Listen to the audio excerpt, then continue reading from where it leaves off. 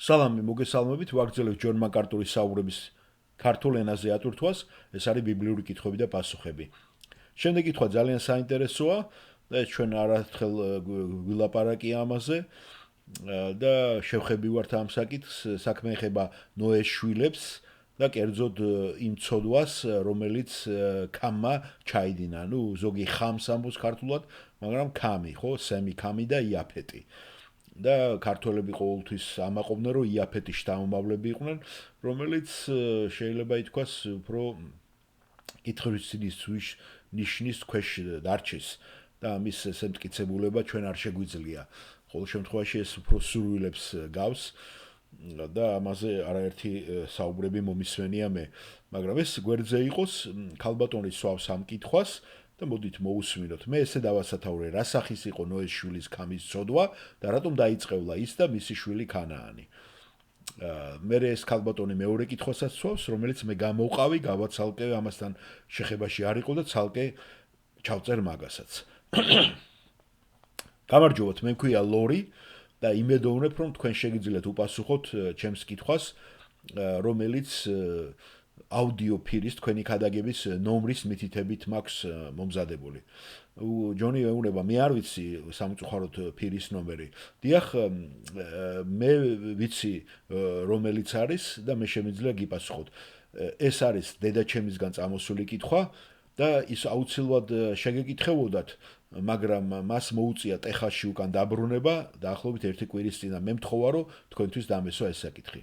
ასე რომ დაბადების წინში მას აინტერესებდა მეცხრე თავში, ფიქრობ მეცხრე თავში, სადაც საუბარია სემზე, ქამზე და იაფეტზე.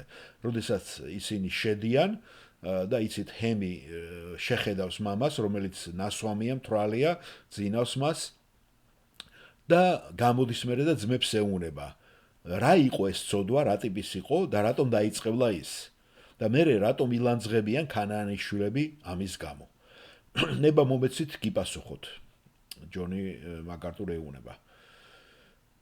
სამწუხაროდ კონკრეტული არაფერია ნათქვამი აქ, რომ გითხრათ თუ რატომ, მაგრამ იგულისხმება, რომ მან გააკეთა რაღაცა ძალიან გარყვნილი, არასწორი და ცოდვილი საქციელი. ჩაიდინა. და ეს არის ყველაფერი, რაც ჩვენ შეგვიძლია რომ ვთქვათ. დეტალები რის თქმაც ღმერთმა არ ჩათვალა საჭიროდ, ჩვენ არა გვაქვს ეს. მან შეხედა მამის შიშიშვლეს. ამაზე ლაპარაკობს ღმერთი მხოლოდ. შეიძლება ეს იყო ვნებიანი ყურება, ხედვა, შეიძლება ეს იყო უშნოდ მიშტერება და შეიძლება იყო ეს მამის დაცინვა.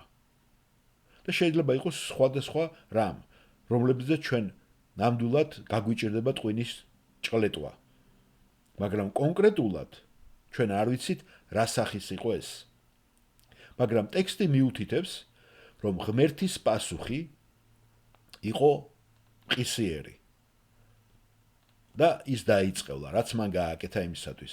იმიტომ რომ სინამდვილეში ეს იყო ძალიან ცოდვილი საქციელი. და იგი ამოქმედდა როგორც თელ დაბადების წინში. იცით, ლაიტმოტივად გაზდევს ფაქტი, რომ ღმერთი აკურთხებს სიმართლეს და ალოცავს, ხოლო ღმერთი სჯის ბოროტებას.